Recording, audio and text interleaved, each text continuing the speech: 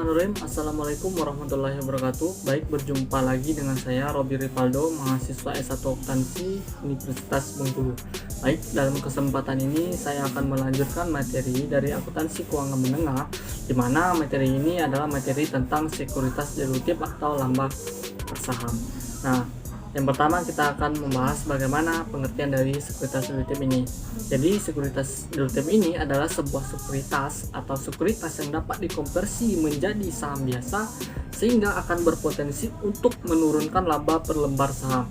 Jadi itulah yang dimaksud dengan sekuritas derivatif. Nah, untuk lebih jelasnya lagi bahwasannya suatu sekuritas yang akan dapat dikonversi menjadi saham biasa itu sehingga akan berpotensi menjadikan laba per saham berkurang atau menjadi lebih rendah. Itu karena kenapa? Karena rumus dari dasar dari laba per lembar saham itu adalah laba bersih dibagi dengan jumlah saham yang beredar. Nah, kalau jumlah saham yang beredar itu menjadi bertambah karena ada sekuritas yang dulunya bukan saham biasa, sekarang itu dikonversi menjadi saham biasa, otomatis jumlah saham biasa yang beredar menjadi bertambah. Kalau bilangan penyebutnya menjadi lebih besar, otomatis earning per share atau laba per lembar saham itu akan turun karena akan menjadi pembagi. Maka hal itu semakin meningkat karena adanya sekuritas yang dikonversi menjadi saham biasa. Jadi itu adalah pengertian dari sekuritas derivatif. Nah, di sini kita akan membahas bagaimana dari contoh-contoh dari sekuritas derivatif ini yang perlu kita ketahui di sini. Nah, di sini ada 5 yang akan dibahas di sini. Yang pertama itu bahwasanya contoh dari sekuritas derivatif yang pertama itu ada utang dan ekuitas. Kemudian yang kedua itu ada utang yang dapat dikonversi atau convertible bond. Kemudian yang ketiga itu saham yang dapat dikonversi atau convertible preference share. Kemudian yang keempat itu ada warrant saham. Kemudian yang kelima itu akuntansi untuk kompensasi saham. Nah, jadi dari 5 contoh sekuritas derivatif yang disebutkan tadi itu semuanya akan berpotensi sebagai sekuritas derivatif. Nah, perlu kita ketahui juga bahwasannya ada PSAK yang mengatur dari contoh dari sekuritas derivatif ini, bahwasannya itu telah diatur dalam PSAK yang mengatur instrumen keuangan, yaitu ada PSAK 50, PSAK 53, PSAK 55 dan PSAK 60 serta PSAK yang terbaru yaitu PSAK 71. Nah, jadi itu adalah contoh-contoh dari sekuritas derivatif. Nah, selanjutnya di sini kita akan membahas bagaimana dari penjelasan dari contoh-contoh sekuritas derivatif tadi. Yang pertama itu kita akan membahas tentang utang yang dapat dikonversi. Nah, di sini artinya bahwasannya utang yang dapat dikonversi itu artinya bahwasannya itu dapat dikonversi menjadi saham pada periode yang telah ditetapkan setelah penerbitan. Kemudian yang kedua, itu perusahaan dapat melakukan pembiayaan dengan memberikan sedikit lebih proporsi kepemilikan jika utang dikonversi di samping bunga yang dibayarkan lebih kecil untuk tipe utang serupa. Nah, kemudian di sini yang perlu kita pahami dalam salah satu PSAK tadi yaitu PSAK 50 terkait dengan convertible bond itu bahwa entitas yang mengakui secara terpisah komponen instrumen keuangan yang mengandung unsur sebagai berikut. Yang pertama, itu menimbulkan liabilitas keuangan bagi entitas. Kemudian yang kedua, memberikan opsi bagi pemegang instrumen untuk mengkonversi instrumen keuangan tersebut menjadi instrumen ekuitas dari entitas yang bersangkutan. Nah, selanjutnya bagaimana dengan obligasi atau instrumen serupa dapat dikonversi oleh pemegangnya menjadi saham biasa dengan jumlah yang telah ditetapkan. Artinya di sini instrumen keuangan majemuk. Kemudian bagaimana sudut pandang dari entitas? Instrumen ini terdiri dari 2 komponen. Jadi instrumen dari convertible bond ini tuh ada 2 komponen.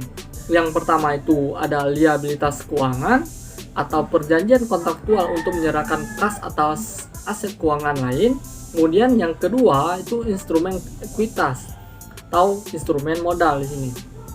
Nah, opsi beli yang memberikan hak kepada pemegangnya selama jangka waktu tertentu untuk mengkonversi ke instrumen tersebut menjadi saham biasa dengan jumlah yang telah ditetapkan. Jadi ada dua komponen yang terdapat dalam obligasi atau convertible bond di sini. Yang pertama itu liabilitas, yang kedua itu ekuitas. Itu harus dipahami di sini dalam pembahasan dari obligasi di sini atau convertible bond. Nah, bagaimana cara untuk memisahkan kedua komponen liabilitas dan ekuitas ini?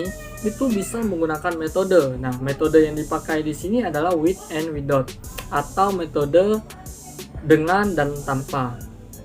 Nah, bagaimana cara penggunaan dari metode ini? Cara penggunaan dari metode ini itu ada 3 tahapan. Yang pertama itu menentukan jumlah nilai wajar utang yang dapat dikonversi menjadi komponen liabilitas dan ekuitas. Yang kedua, menentukan komponen liabilitasnya saja dengan menghitung net present value atas arus kas masa depan pada tingkat suku bunga pasar. Kemudian yang ketiga, tahapan yang ketiga di sini itu mengeluarkan komponen liabilitas dari nilai wajar utang yang dapat dikonversi menjadi atau untuk mendapatkan komponen dari ekuitas. Jadi itu 3 tahapan dari metode untuk memisahkan kedua komponen dari liabilitas dan ekuitas. Nah, selanjutnya di sini kita akan membahas mengenai saham preferen yang dapat dikonversi. Nah, saham preferen yang dapat dikonversi itu adalah bagian dari ekuitas, kecuali jika itu merupakan saham preferen yang dapat ditebus. Kemudian pengkonversian atau pembelian kembali didasarkan pada nilai buku, tidak diakui kerugian ataupun keuntungan atau laba di sini. Kemudian jumlah lebih yang dibayarkan di atas nilai buku sering didebit dari laba ditahan. Jadi itu adalah penjelasan mengenai saham preferen yang dapat dikonversi. Kemudian kita akan membahas di sini adalah waran saham. Nah, waran saham di sini ya, bagaimana pengertian di sini? Waran saham itu adalah pemberian hak kepada pemegangnya untuk membeli saham pada harga dan periode tertentu. Nah, biasanya di sini penggunaan waran itu akan berdampak dilusi dengan mengurangi jumlah earning per share. Nah, pertanyaan di sini, bagaimana situasi dari penerbitan waran saham ini? Jadi, situasi penerbitan waran saham di sini itu ada 3. Yang pertama itu agar sekuritas lebih menarik. Kemudian pada situasi memberikan preemptive right kepada pemegang saham. Kemudian yang ketiga itu kompensasi kepada karyawan. Jadi itu adalah situasi penerbitan dari waran ini. Nah, kemudian kita akan membahas waran saham dalam berbagai situasi ya. Situasi yang pertama itu waran saham yang diterbitkan dengan sekuritas lainnya. Nah, bagaimana dari situasi penerbitan dengan sekuritas lainnya ini? Yang pertama, pada dasarnya itu merupakan opsi jangka panjang. Yang kedua, di sini menggunakan metode with and without untuk alokasi komponen pada waran yang diterbitkan dengan sekuritas lainnya. Kemudian yang ketiga, itu jika investor tidak menggunakan waran sampai melewati masa periode, maka hal ini komponen ekuitas atau akun agio saham ke waran atau di debit pada akun agio saham atau waran kadaluarsa yang menjadi hak pemegang saham awal. Jadi itu pembahasan dari situasi pada waran saham yang diterbitkan dengan sekuritas lainnya. Bagaimana dengan situasi yang kedua? Situasi kedua ini adalah waran saham yang hak membeli saham tambahan saat penerbitan saham baru secara proporsional. Nah, di sini yang pertama itu pada situasi untuk mencegah dilusi atas hak voting. Kemudian yang kedua merupakan opsi jangka pendek. Kemudian yang ketiga, perusahaan hanya membuat memorandum entry ketika menerbitkan waran kepada pemegang saham. Kemudian selanjutnya, jika perusahaan menerima kas lebih besar dari nilai per saham, maka hal ini dikreditkan pada akun agio saham ke saham biasa dan begitu sebaliknya di sini. Nah, bagaimana situasi yang ketiga di sini itu hak membeli saham bagi eksekutif dan karyawan kunci. Nah, di sini bahwasannya kompensasi jangka panjang bertujuan untuk meningkatkan loyalitas pada karyawan kunci. Nah, bagaimana metode pelaporan dari opsi saham ini? Metode pelaporan opsi saham di sini itu ada dua metode yang dipakai. Yang pertama adalah metode nilai intrinsik, kemudian ada metode nilai wajar. Nah, metode nilai intrinsik di sini itu adalah perbedaan harga saham dengan harga penggunaan waran saat waran diberikan.